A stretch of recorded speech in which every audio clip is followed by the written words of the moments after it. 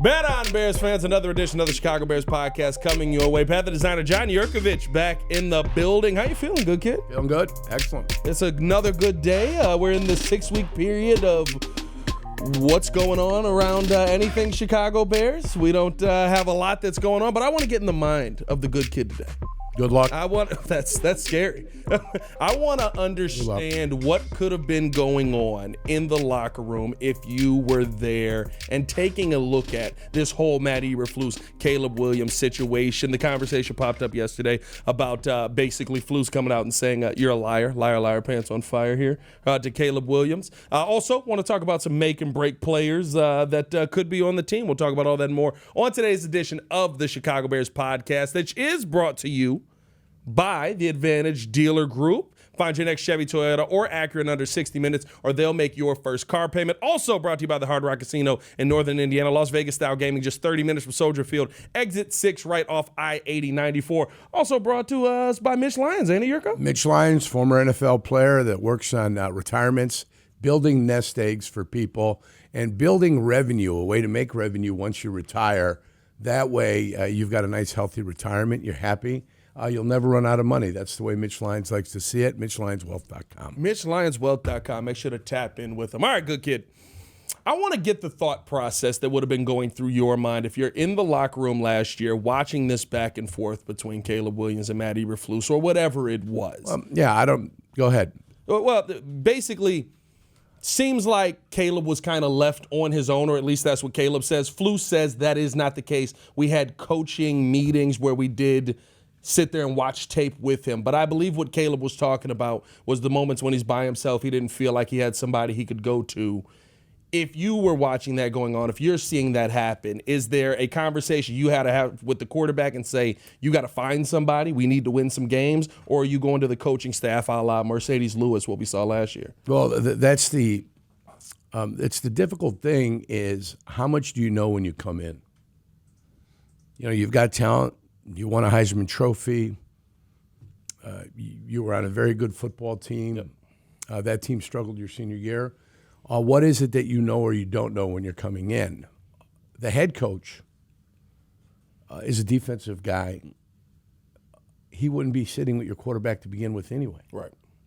So your offense coordinator, your quarterback coach would usually be the guys that are sitting with your quarterback. They're the ones talking to him, talking it through with him, analyzing the film, saying this is what we're looking for.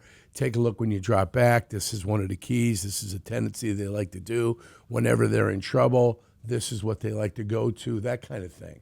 You know, what's their favorite defense in that? You identify the weak players, so the players that you might be able to attack. You know, so you're doing that. During the football season, during training camp, there's never a moment that usually you're in the film room by yourself during the season. From, say, 7 a.m. Until 4 p.m. If you're in the film room, usually somebody's there with you. Hey, it's those moments when you've got the iPad and you can access all the information.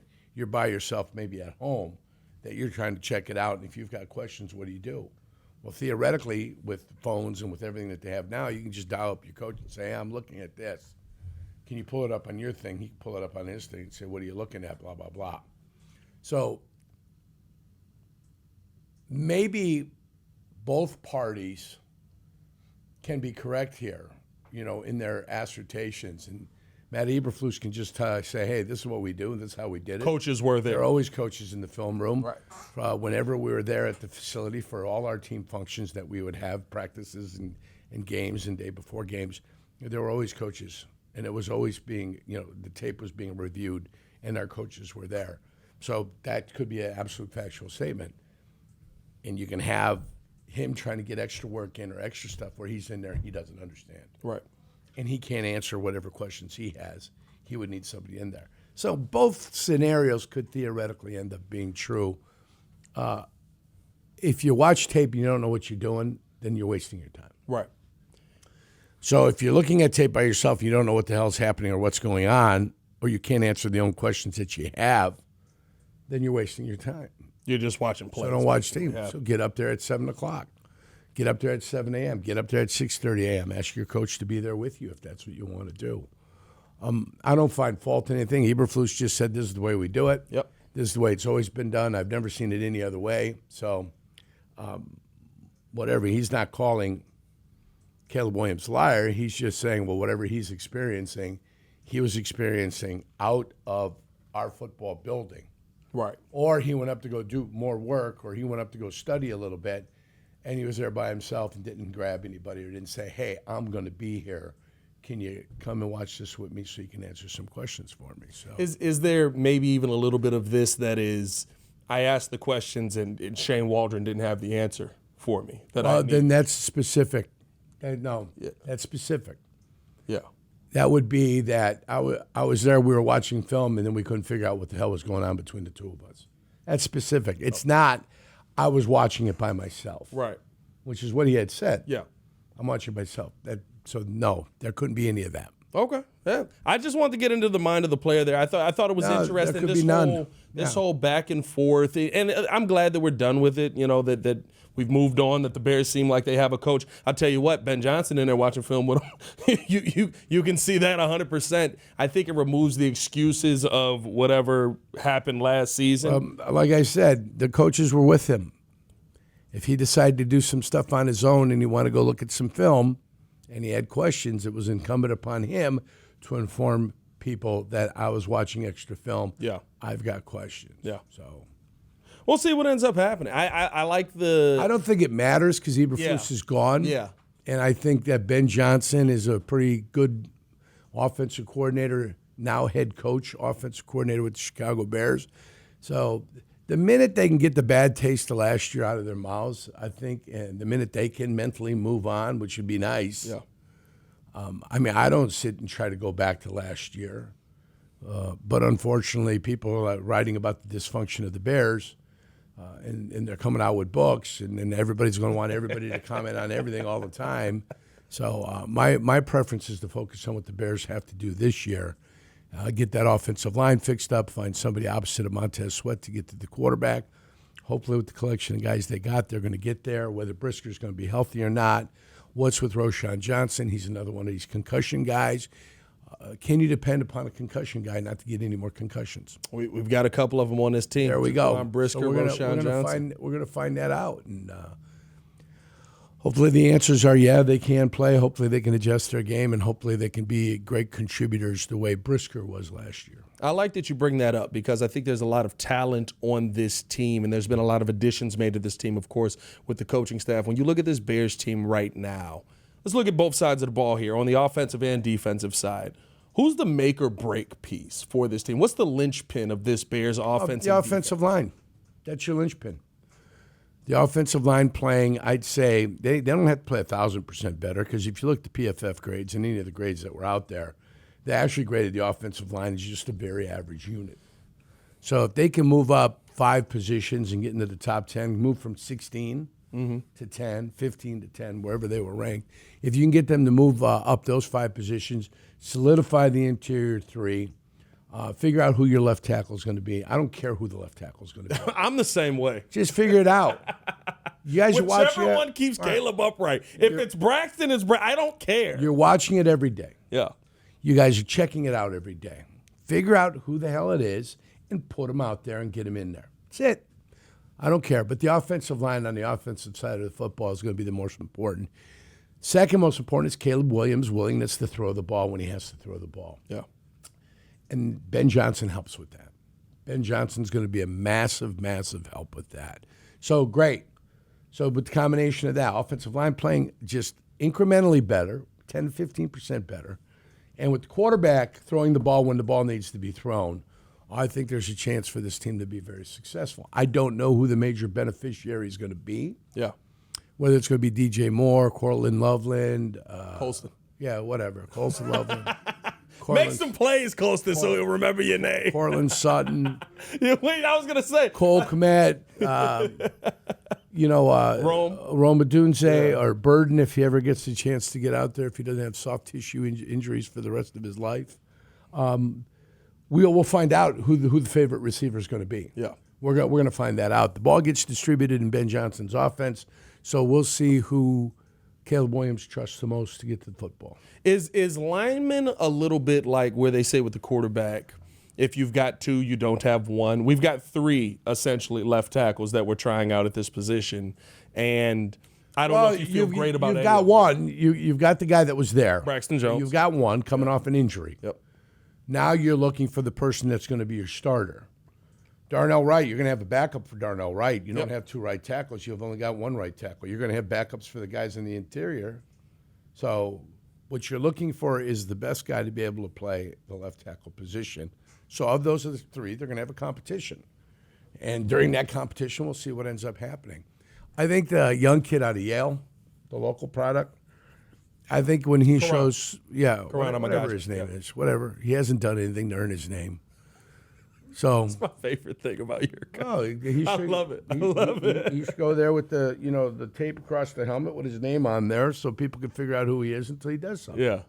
At Notre Dame, you go there when Lou Holtz was there as a freshman. You'd go there and your name would be on there until you did something. And when you did something, he took the name off of your helmet because now he knows who you are because you've actually done something. So when he actually does something, he'll get the name off the helmet. I hope that he's going to be able to provide positional versatility across the line. Yeah. That's what I'm hoping. Both guards, both tackles position. I'm hoping he can provide that depth. Young, inexpensive depth does not hurt you along the offensive line. So hopefully the kid's going to be able to do that. I think their play is going to be improved.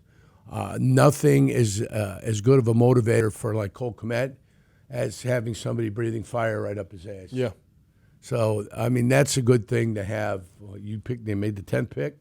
You got him in there, and whether Cole Kmet feels like he's played up to some level or not, he hasn't, which is why they went and got a tight end with the 10th pick. So, motivating. It's a motivating factor. We'll see how he responds. What's that feeling like when a team goes out and gets what they hope to be, which every NFL team does, the upgrade? Yeah, they can say whatever they want to say. Oh, well, he was there and took the best position available. No. If the question was answered, they wouldn't look there. Yeah. They weren't going to get a defensive back. I think they're very happy with the defensive backs. And there were DBs up there that you could have got. They didn't get any defensive backs. Why? Because they've answered all the questions. Cole Kmet has not answered the questions on a consistent enough basis over the course of his time here. That's why they went and did something else. They got something. Now, it doesn't mean Cole Kmet is gone. What it means is that Cole Kmet's got a little fire under his feet, and he better respond. If he doesn't respond, then it'll be hasta la bye-bye. That's the way the world works, and that's definitely the way the NFL works. Yeah. That's the thing that I was looking at with the Colston Loveland pick is like, I love it, and yeah, you could run 12 personnel, and it could be one of the best sets. Maybe you're going to be the Patriots, what they should have been when they had Aaron Hernandez and Gronk before, some of the issues they popped up. But like, it's the more likely scenario that Colston Loveland is the guy they want to be the number 1 there. I feel like that's more of what you're going to see than all of a sudden the Bears are going to be in 12 personnel 70% of the season. We're going to find out. We'll find out.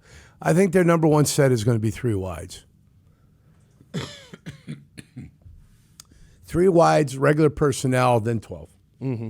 If at the end of the year when we go through all the stats, I think that's what we're going to end up seeing with maybe 4 wide competing with 12. So 4 wide receivers out there competing with 12.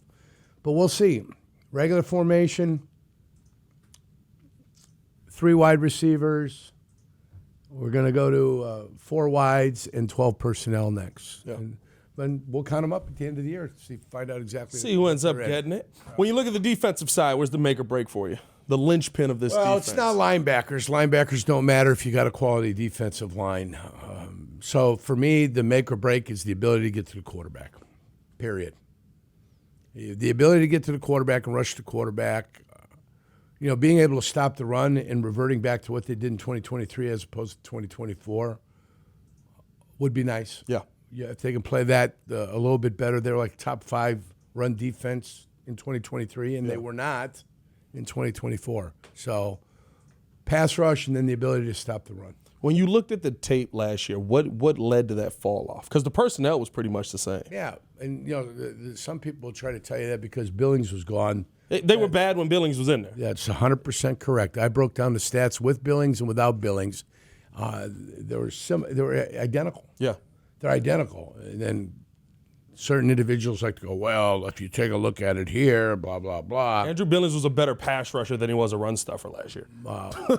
And he's not a good pass rusher. Last year, solid pass rush. I mean, if you want to take shots at him, no, you can feel free and go ahead and do that. Last year, I thought he had a really good pass rush. He's not a pass rusher. He's not a pass rusher. Yeah. He's a run guy. That's what he is. That can provide some pass rush for you out of regular personnel. But the minute they go to a passing set, you don't want him in there. That's just the truth. Right. You don't want him. But transferring from playing to the run, then trying to get to the quarterback, he could do a pretty decent job of that. So in regular personnel, he does do a nice job of then converting from run to rush to passer. Right. And he found a way to get to the quarterback, some last year when he was healthy enough to play. But, I mean, I like Billings. I got nothing against Billings. It's just he is what I was. I think he's a run stuffer. He's a very limited player. He's a limited player in what he can do and what he brings to the table. That's why they brought the veteran in. That's also why they, Go get Grady Jarrett. Zach Pickens isn't going to be here unless something miraculous has happened. Is that where you think they make the cut on the line? Kryptonite or something, some reverse kryptonite, and he becomes a better player than he's shown in his last 2 years here. But I thought Dexter started off like gangbusters last year and then got banged up and wasn't as effective as he was in the first 6-7 games of the season. So, no, that's where it is. And if they get the pass rush and they play the run better, they set everybody else up for a chance to be successful. Your most solidified unit on this team is your defensive back. 100%. Yeah. You've got it everywhere. If I had to look at the strength, that would be your number one strength on this team is the defensive backfield. Is that not a problem because it's a good thing to have the DBs, but is that where you kind of go, again, Ryan Poles, you kind of built it backwards and that may be an issue for you. I mean, you're jumping for joy. That's an area of concern you don't have as you're going to the season. So you're happy you don't have to worry about your defensive backfield. The only problems you have with your defensive backfield is everybody's going to get paid at some point. You can't pay everyone. Yeah. So you've got to have some young players that are getting ready to take over for some of the veteran guys that are out there. So things get expensive quickly when you've got a bunch of guys coming into contract. So we'll see. They took a defensive back in the draft later on, right? There was a DB selected. Safety, maybe? Zay Frazier. Yeah. Zay Frazier was selected. At some point, they're going to have to address that. They'll, do it the way they did last year. Who'd they bring in last year? Veteran guy out of Tennessee that played in the Bydard. Kevin Byard. Byard, yeah. So Byard came in. Sometimes that's the way you've got to address it. Yeah. You've got to address it via a veteran guy that's not going to stay with his team, is willing to take less to go someplace else. So, yeah, but, I mean, that's it right there. Receiving group might be pretty solid. I think you go to the offensive line next. And we'll see what they want to do with their tight ends. But I asked this. I like the Bears, but it's all dependent upon whether the quarterback's going to want to throw the ball or not. Exactly. He's got to want to throw the football. And he's going to want to throw it when he's supposed to throw it. Got to be on time. And we'll Ben Johnson was on him early about that. Good. I asked this to Shay yesterday. When you look at everything that has changed, everything that has happened, do you feel like Ben Johnson kind of has to start off a little bit hotter? Because I feel like when we see good coaches, new coaches come in, it's usually not, well, he started off 1-6 and all of a sudden it worked. No.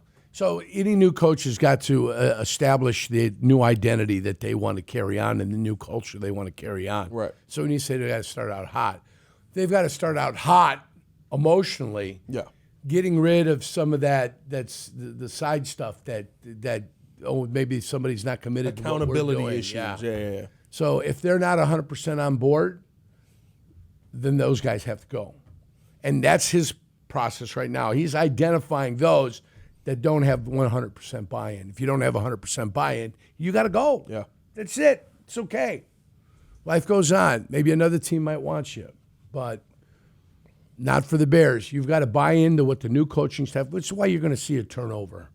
Like calendar year 2028 with Ben Johnson still here, good things happening. Yeah. You'll look to see the roster. Be very different roster. Who's going to be here and who's not going to be here. Yeah. I told you in Jacksonville, it was like 3 or 4 of us. That was it. Yeah, you did say they turned over the entire roster. From the day Holmgren got there, so in 1995, it was me, Kenny Rutgers, Frankie Winters, Chuck Cecil was gone.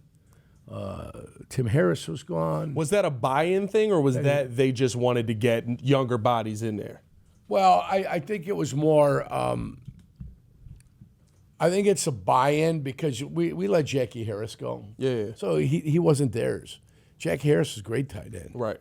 Jackie ended up going down to Tampa. Charles Wilson was with us, a wide receiver. He ended up going down there. Jeff Query was there. He went to Houston. Perry Kemp was there. He was gone. Woodside gone. Rich Moran, Ron Hallstrom, Jimmy Campen, gone. Yeah. You know, and Campen had And these kind are of an talented injury. players, yeah. Yeah, but Campen had an injury, but it was gone. Eddie West retired. Rob Brown played next to me.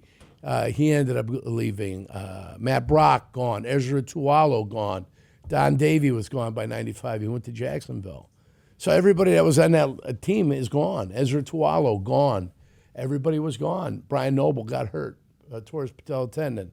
So he looked behind. Scott Stevens gone. Bucky Dent gone. Burnell Dent was his real name, but they called him Bucky. Gone. Punter, So it wasn't a gone. buy-in thing. It was just Kicker Chris Jackie was there. Yeah. So Chris Jackie, kicker. But we had gone got rid of the kicker. No, we didn't get rid of the kicker. The kicker stayed. Oh. So Chris Jackie was there too. But, you know, Terrell Buckley was new. Doug Evans was new. Oh, Leroy. Can't forget Leroy. Leroy was drafted in 89 by the Chicago Bears, or 1990 by the Chicago Bears. So, not the Bears, the Green Bay Packers. So Leroy Butler was there too. You know, as I go through the defensive backfield, and the linebackers, just gone. I went through the whole team just now, mentally in my mind. Yeah, that's the way the NFL is. You know, you establish yourself, you try to stick around for an extended period of time, but if you don't, it's time for you to get paid. You want big money, they don't want to pay you, then you got to go. That's just it. Yeah. The turnover is going to be there. And I've said this a couple of times. It's going to get to a point where Ben Johnson is going to get rid of your favorite Bear. Right? Unless it's Caleb Williams. Or time. Yeah. Just time, injury, attrition. That ends up getting rid of a lot of players for you. Yeah. I mean, that's what does it most of the time. And that's it. That's just the way it works. It's time is a brutal thing. You got to, they turn the hourglass over when you get there. And the sands are running through it. And eventually the sand runs through it, and your time is done. Yeah. And that's the way it works. I wish I could have got 2 more years. That's what I wanted. But I tore my hamstring tendon off my pelvis. It was In over. Cleveland? Yeah, it was over. Yeah. No Did brainer. you know it? Did you know it when it happened? I rehabbed. I had the surgery, and I rehabbed to the point where I wanted to be able to come back to where I felt like I was 100%, and I did that. Yeah. But I knew. This was a team that didn't need a veteran defensive tackle in there. They needed to find a way to develop some young players. They made the mistake of analyzing Courtney Brown out of Penn State, looking at him and thinking that he could be a defensive lineman in the league. It's just, you remember Michael Haynes when he came to Chicago? I remember Michael Haynes, yeah. Michael Haynes, just another Penn State guy. I'm always wary of Penn State linemen. We got 2 in the league right now. One that Penn hit. State defensive linemen. And they might hit, but I'm just wary of them. Yeah. As number 1 picks overall. Just be wary. Well, we got Micah. We got Abdul. Well, Abdul didn't go number 1 overall. There's a guy that's coming out this year, right? The Penn State guy came out this year. He came out this year, yeah. Abdul Carter. Yeah. The number 1 guy. So we'll see what he ends up doing. I just said be wary. That's all. I'm just wary of him. But, that's how it worked out in Cleveland. That's how my career was over. And I walked into a meeting with Chris Palmer, the head coach, Carmen Policy, and Dwight Clark. Was that tough? Pretty nice room. Was that tough, or did you go in No. kind of going, I know what this is? Nope. I didn't know what it was, but I felt the sense of the room right away. The room felt different? Yeah. Well, no, you could tell when they started. Chris Palmer started talking. He wasn't looking at me. He was kind of looking down. And so I see Palmer talking, and I look over at Policy, and I look over at Dwight Clark, and I'm like, okay. And I said, listen, fellas, we don't have to waste our time. I go, I had a catastrophic injury to my hamstring. Yeah. Right? I get it. You guys are telling me that. I go, I've been preparing for post-football life for about 4 or 5 years now, knowing at some point that this is going to come. I was going to say, let me come to camp, let me see it, but I would have tried to fake an injury, a hamstring injury, and got paid for the year. I had the hamstring. Wait a minute. You know what I'm saying? I'd have tweaked it. They'd have put me on injured reserve. Could have tweaked it a little bit. I might have worked with the coaching staff for stuff, but I had 2 small children. Yeah. I didn't want to get into coaching yet, and I wanted to give the media thing a try. So I looked at all of them. I said, guys, we ain't got to screw around here. I said, I'm entitled to injury protection because of the CBA, the contract. I go, you guys know what you guys are going to have to do. You're going to release me injured at some point here in the offseason. He goes, I'll file for injury protection. I'll get paid in the 2000 campaign. Yeah. I'll be at home. I said, I wish it could have worked out better for us. I wish I could have finished the deal out.